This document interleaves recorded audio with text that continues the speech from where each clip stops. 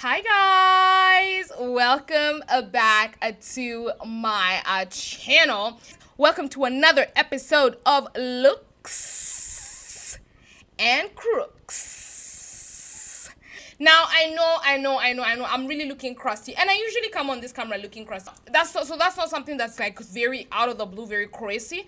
But it's the reason I'm coming here looking like this today is not because I'm gonna get glammed up and then after this I'll be just looking a bit amazing, might I add. It's because I actually got COVID. Yeah, bitches. I have had COVID for the past 2 weeks, guys. And let me tell you, actually, like, please. I know I'm not God's favorite, but I know I don't deserve this kind of energy coming my way. First of all, I had my period. Second of all, and then literally the day my period ended like this, I got COVID. After I now got COVID, here during the COVID, I was also battling in the trenches with my stomach being upset because apparently I started eating garlic so that I can actually like tame the cold and try reduce the COVID symptoms to do natural remedies, because a lot of people told me I should try natural remedies, etc. I tried garlic. I ate garlic. Is the brown one garlic or ginger? Garlic.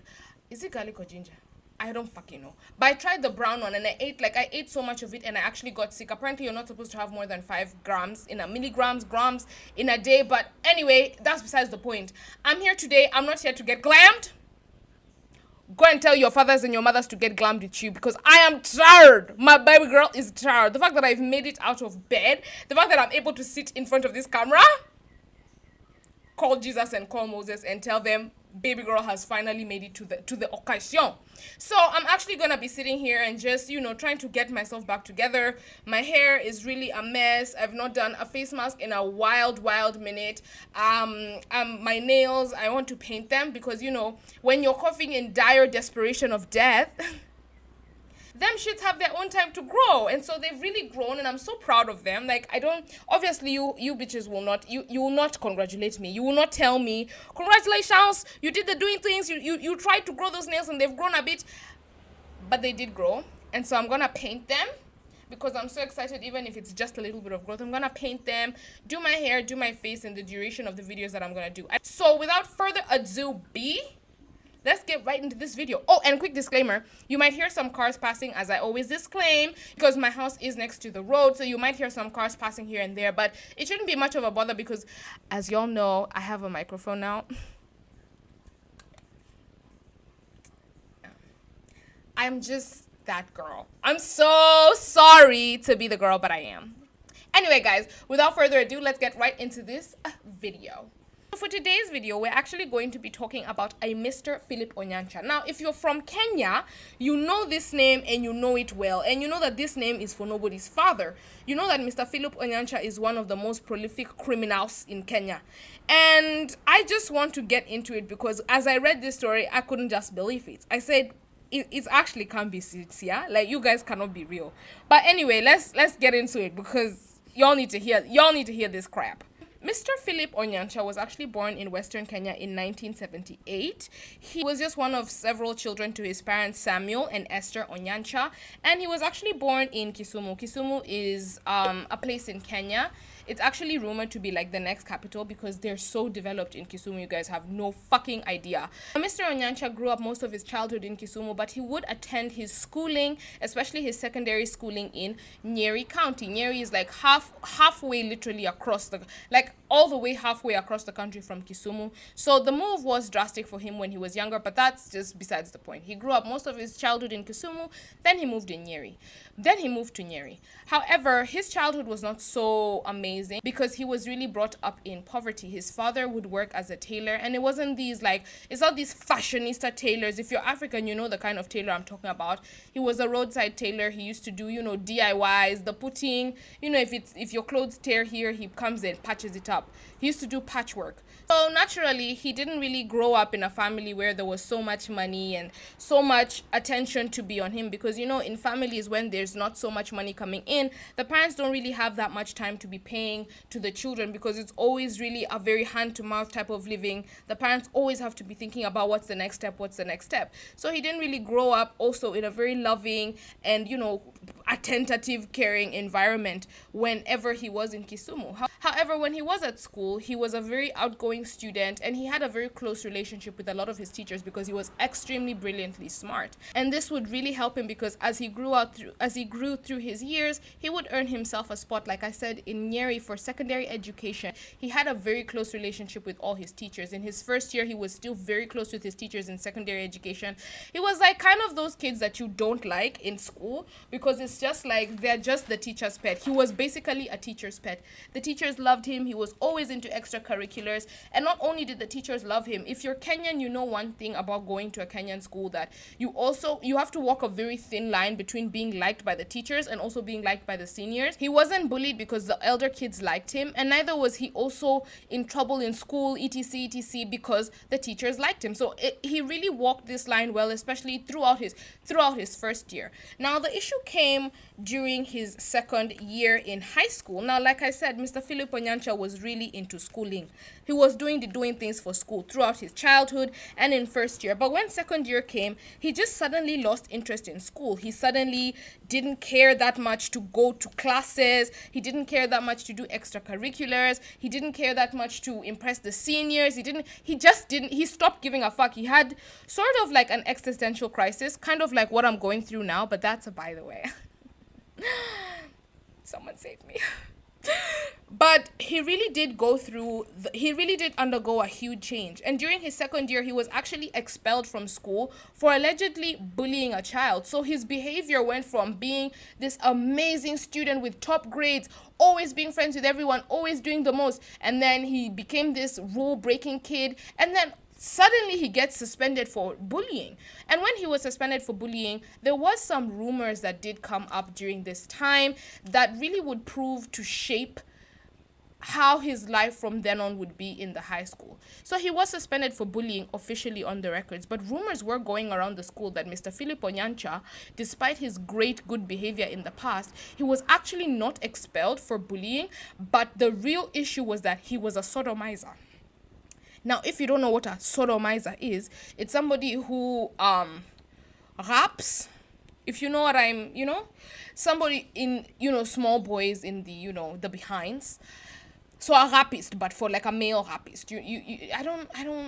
He was accused of sodomy, but these rumors were never proved, partially because, let me tell you one thing, and I'm not saying this is what happened here, but I do believe that this could be what happened here, because the thing with Kenyan schools and the thing with a lot of like African schools is because there's so much like stigma surrounding the LGBTQIA community, and I did discuss that here, see this video up here, because there's so much stigma, cases like this tend not to be looked into because people are like, no, such a thing cannot exist, especially not in our school, etc. And many of the administration are usually scared to investigate such allegations because it's like, if news comes out that there's like gayism happening in the school, it might really prove to be detrimental to who comes to the school and, the general reputation of the school for housing quote unquote gay people and people of the LGBTQIA community. So these things were literally from the administration. The administration came out and saying, no, he was not in fact suspended for sodomy, it was for bullying. Now, when he did come back from his suspension, Philip Onyancha completely changed. He wasn't, before he was like just undergoing, people thought maybe he's just, having the teenage hormones. Maybe he's just having a little bit of the teenage hormones. But when he came back, he became somebody completely different. He was now not only just not caring about the teachers and what. At least before he didn't care so much, but he still had some small respect. And he still seemed like he was living within the realm of human beings. When he came back from the suspension, Philip Onyancha didn't give one singular fuck like this. He didn't give it. He didn't give it. He didn't care. He really looked around and said, I actually don't care about all this shit. And you can actually eat my ass. So when he came back, he really truly didn't care about anything that used to happen on this. So when he came back, he properly took a position of indifference. He refused at points to even talk to teachers. When he was punished, sometimes he wouldn't go for the punishments. He just really felt like he was running that school. He was really up in that bitch, being the headmaster. And the teachers were a bit taken aback mainly because, like I said, he was a great student. And also because by this time when he came back, his bad behavior genuinely coincided with a rumor that was going around school that there was apparently an issue of the occult in the school. Now, what do I mean by an issue of the occult? A lot of schools in Kenya do have like rumors of the occult.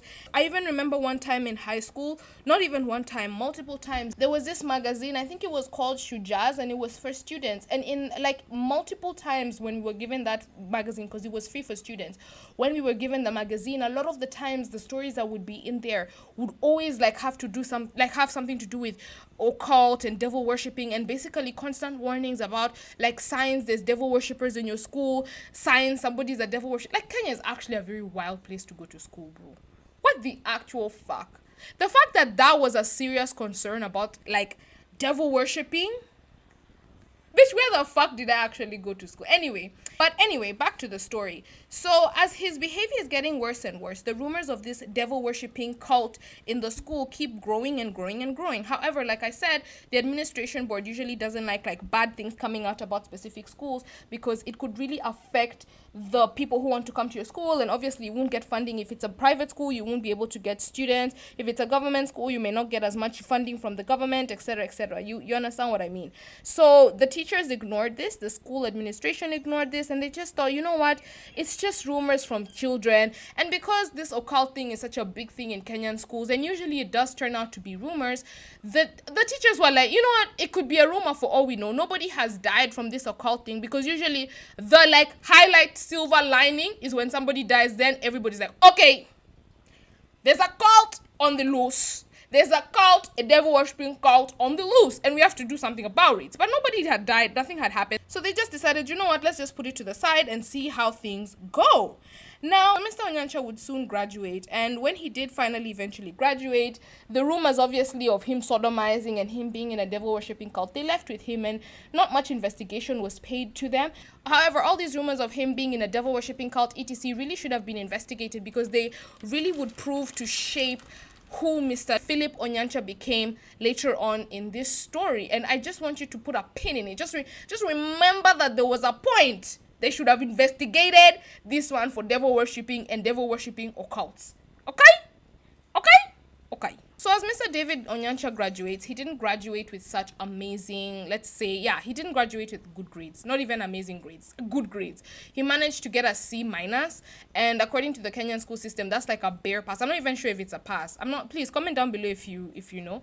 I'm not sure if it's a pass, but he got a C minus, and with a C minus, you really can't do anything. Like, it's very difficult for you to go somewhere in this life with that C minus, unless obviously you have the work ethic, etc. Because even those that have A stars, they're still not. It really has boiled down to luck and networking in that country that we know as Kenya. So as he graduates with his bad grades, he decided that, you know what, the grades are not even good enough for me to go. He decided that the grades are not even good enough for him to go back to school, to go and be collecting the grades. He left his certificate there, and he just went off merit and tried to get a job, which was difficult because, you know, he was saying that he was looking for a job, but all the while sitting in his father's house. Now, I don't know about you guys, but in my experience, those that are looking for work don't sit in the house. I'm sorry. I know a lot of you guys will be like, Paige, it's just that you're so privileged. You're so goddamn yeah. But in my experience, those that are looking for work usually don't sit in their father's houses and drink their mother's tea. I'm sorry. I'm just so sorry. Like, nobody ever saw him look for that job actively, but I could be mistaken. I could be wrong. So at this point, as he's back in his father's house claiming to be looking for a job, something comes up and happens to him that it really raised red flags in the community. Somebody came out and accused Mr. Philip Onyancha of rape. And if you're accused of rape in an African community, it could go two ways. It could go that everybody hates you and nobody wants you back, and everybody wants you to own up to your decision, to what you've done and leave and what. Or it could be that people just decide, you know what, he was just a young boy, nobody cares. And in this situation, so in this scenario, the neighbors did decide to actually confront his father, and his father in turn threw him the fuck out of the house and said, you know what, you can't stay here, you're a grown man, now you're turning into a rapist under my roof. It's not gonna happen. Me and you, we cannot be two men sitting in this same house and one of us is a rapist. It can't happen. So as he's thrown out of the house, he finally manages to, get himself together. Obviously, if you don't have a roof over your head, you're gonna really reconsider your position in life and say, you know what, I guess find a job. So he did hustle, and finally he found work in Nyeri, where he went to high school. And when he actually arrived in Nyeri, he did meet a little lady. Her name was Lydia Nyamboke. If you guys know that song by Selena Nyamboku, is it Nyamboku or Nyamboke? Or Nyakiambori? At this point, I don't know what the song says, but I just thought I should put that in there. So he did get married. He did find a girl there called Lydia, and Lydia and him actually got into a serious relationship quite quickly. Now, him and Lydia's relationship really did escalate quite quickly, because within the next, I think, 1 year, they got married and they decided to move to Nairobi together. By this time, he was actually working as a security guard for the company G4S. So moving around wasn't really going to be an issue, because it's really all about, just applying for a new stationing. He was stationed in Nairobi, and the two of them moved. And when they did finally move, they lived in a small 1-bedroom apartment with his brother-in-law, his sister-in-law, and two of their children. And of the two children, there was one child between Philip and Lydia. Like I said, their relationship moved on pretty quickly, because how you guys are married, you've already moved, you already get picking, you have a baby. But I'm not judging. Like, you guys, if you guys want to get it on. I'm not the girl to judge. You guys get it on. Anyway, so between all of them living in that house, things were a bit tense sometimes. And the relationship between Lydia and Mr. Philip really didn't do well, because Philip tended to try and stay out of the house more often, because he was more of an introverted person. So this kind of living situation, one, didn't really do much for his personality. Like I said, he was introverted. And two, nobody wants to be in the house with so many people all at once. But as this behavior continued to go on, Lydia started suspecting that it may not just be because of the living situation. He may just be leaving the house all the time, because the situation between the two of them wasn't good, i.e., he was having an affair with somebody else. However, Lydia did manage to convince herself that, he cannot be having an affair with anyone else. He loves me, we're in love, and maybe it's because we've just gotten a kid, and maybe things are overwhelming for him. And to be honest, she did also gain solace in the fact that she's not the only one that found his behavior weird, because many people found Philip's every behavior weird, especially their neighbors. Philip was just a weird guy. So a lot of the things she was telling herself is, maybe he's just a weird, he's just a weird guy. Maybe I'm just trying to, I'm overthinking. You know how when you know something's going on, but you try to convince yourself that this thing is not going on because that's the only way you'll be able to sleep at night? Yeah, that's what Miss Lydia was doing. And let me tell you one thing about a man. If you suspect something, just ask him. If he overly denies, that nigga guilty. But she didn't ask him, and more life to her. I would have personally asked, because that's absolute bullshit. How do you suspect someone of being an entire adulterer and you don't see the point in asking them anything? So she kept it to herself. She tried to, get things together, and things just continued as they were. He would still go out, come back at odd hours, but his behavior did get worse and more erratic. Like one time he switched off the electricity, like the power grid for the entire neighborhood. And when people started coming out to say, hey, we're gonna call the police, like you can't just be doing that, we're using electricity, this man said, if you even dare to open those your stupid fat mouths, I will kill you where you stand. And his behavior really did start getting more erratic, and his erratic behavior actually spread even. I'm just gonna let this set into my face. His erratic behavior actually did spread even into his work life, and he started missing more and more days of work. And the more you miss days of work, especially if you work in terms of like a shift by shift situation, if you're not there for your shift, then the post sleeps unguarded and people are unsafe, sir. So within no time, the employer got tired of hearing Philip's excuses, and he was fired very, very quickly. So now Philip is at home without a job. And one thing about being at home without a job, you have no reason to be leaving the house. Why are you leaving the house? You cannot explain to me. Why do you want to be going outside by yourself? Why are you coming home late at night? Why are you're moving a bit weird? You know, when you're jobless and you have nothing to be doing, people have more ability to track what you do, where you're going, who you're with, who you're doing things with. But in this scenario, this Lydia didn't. But remember also in this scenario, Lydia was already suspecting him of cheating. So by the time he now didn't have a job and he was still leaving the house, it just solidified in her mind that, oh my gosh, this man is cheating. And the truth of the matter was actually farther from cheating, because I wish he was cheating. And I know this is bad to say, but I wish that man was cheating, because it would have been much better than what he was actually up to. This man was up to in the dead of night. In the dead of night. It was very scary. Now, let's jump in a time machine and hop in my Maserati and go back in time and really look at the timeline between when Philip Onyancha came to Nairobi and when he was fired, and when Miss Lydia found out what he was actually doing besides cheating. Okay? We've traveled now. We're back. Now we're in 2008, because that is when Mr. Philip Onyancha and Miss Lydia moved to Nairobi, had their baby, and everything was doing handy-dandy in the city of the lights, which is Nairobi City in Kenya. Now, what happened? Philip arrived in Nairobi, there was a serious increase in his area of people getting kidnapped and people getting missing, especially sex workers. To be more specific, 8 sex workers had actually gone missing within 2008 and 2010.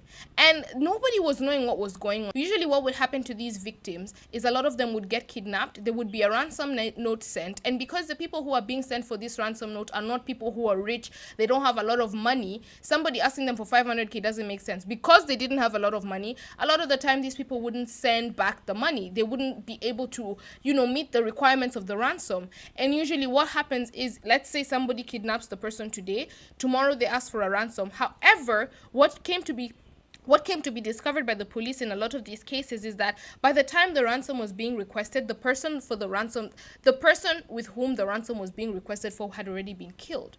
And this continued to escalate.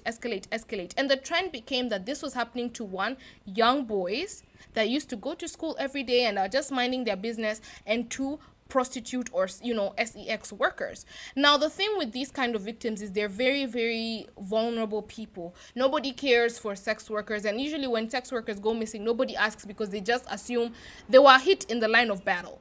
And number 2, the thing with young boys, when young boys are obviously caught, people will care for them, yes, but the thing is they're very easy targets to catch because they're not as strong, they're not as smart, and it's very easy to catch them because they're very mischievous, etc, especially in the slums. So the issue now became that vulnerable victims are being targeted within this neighborhood, and the number was drastically increasing. And usually by the time the police would find these bodies, they had been there for a long time. There's a lady by the name of Jacqueline Wamboi who was actually murdered, and she stayed in her hotel room murdered for an entire week before the police officers found her. Another victim by the name of Anthony Muiruri was actually dead for a long time. I think even up to 5 days before the police found him. And same with a lot of the other victims. People kept on dying, and it would take police such a long time to find them. And it was later when the police finally discovered that this is a trend, that people, they go missing, which is obviously kidnapping, a ransom note arrives, and you're supposed to send money, and if you don't send money, this person, you find them dead. But usually, like I said, it's usually even, they ask for the money after they've killed the person, so it doesn't even make sense. So the police found out that this was a trend, that this person will kidnap and ask for a ransom. And they decided, you know what, the next time this thing happens, we're going to actually con this man and see if we are able to track the money or track the account that is asking for this ransom, or track the phone number, or track something that's going to be able to stop this murderer from keeping on murdering, child. So what they did was, in April 2010, when Mr. Anthony Muiruri was kidnapped, the police had set up a sting operation. So what happens in a sting operation is basically you set up the person that you're trying to catch, and you catch them.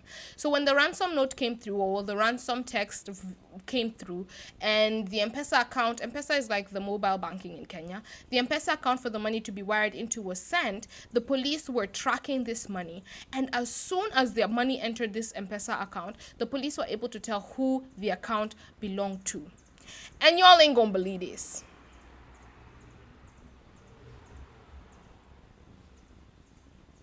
The who was at the other end of that nonsense M-Pesa was none other than Mr. Philip Onyancha. And as soon as the money entered Mr. Philip Onyancha's account like this, the police were expeditiously at his door, ready to arrest him, ready to catch him like a rat on the highway. And when the police caught Mr. Philip Onyancha, he didn't even deny it. He said, "Yes, it was I." And what about it? And he confessed to more than 20 murders. Do you know what it means to have time to kill more than 20 people and still hold your job? I don't understand how it took him 3 years to get fired if he was still murdering people. More than 20 people. I don't even have time to do these videos, do my assignments, and keep myself well groomed, child. People actually have bare time on their hands. I know that for a fact. He confesses to killing these 20 people, and even though the police couldn't find the bodies, they had no reason to believe that this man was actually lying. However, the police were able to collect 8 of the bodies that this man had been murdering because he told them where the bodies were. And not only did he tell them, he was just like, "You guys take so long to recover these bodies that I actually keep on going back to look at them just to check if you guys have gotten them." And honestly, I really expected, like, he was schooling the police and telling them, "You could have been so much better. You could have done so much better, but you didn't. Imagine a murderer telling you that you really could have done better. Like, how will I be a killer on the loose, killing the killers, and you're just here sitting on your fat arse?" I know I would have slapped him. I know I would have slapped him right across the fat face. How dare you? But anyway, that's just a side note. But last, Mr. Philip Onyancha was finally caught. And that era in Kenyan history is very dark because the fact that somebody was able to not only kidnap, he was able to murder, and then on top of all of his confessions of how many people he had killed, he also did reveal. Now, listen closely to what he revealed.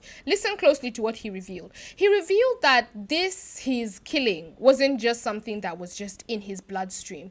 He revealed that actually his move from his father's house wasn't because he was a rapist, it was simply because he was actually hearing voices, and the voices followed him when he moved to Nyeri, and they kept on telling him to do horrendous things. And he finally gave into them because he accepted that, this is just who he's meant to be, and it's because he had a blood oath to pay back. Now, remember in high school when I told you guys that he was suspected of being in the occult? Yeah, remember then? Yeah. So apparently, when he was inducted into the occult by a female teacher of his, he had a blood oath since that time to actually pay back. And he was supposed to kill 100 people and drink their blood, of which he used to do. When he killed people, he drank blood, most preferably, according to him, from their necks. He was in the thralls of paying back his blood oath. And had he not been caught, he would have done it. And I know it's a lie. I know you're lying because what? Why? Like, what's the reason? What was the reason? What was the resentment? Like, do you guys actually believe there's actually people in the occult just lurking around waiting to catch us? Because I'm concerned. I'm very concerned. I hope you guys know I am extremely concerned. I don't know what to do with this. I'm tired. I used to watch Vampire Diaries, and when Elena Gilbert would do, I used to think it was so cute, but it's not cute again because what the actual shit. But you know what, guys? I'm not gonna. Me, my Lord Jesus, and I were like this. So you know what? Thunder fire them there. Anyway, guys, thank you so much for tuning into this video, to this Looks and Crooks video. I'm so sorry my energies are still low. I still don't feel, my 100% best. However, I am glad I was able to come onto this camera, whatever, and talk to you guys and have a quick repertoire with you guys. And I will see you guys in my next video. Bye.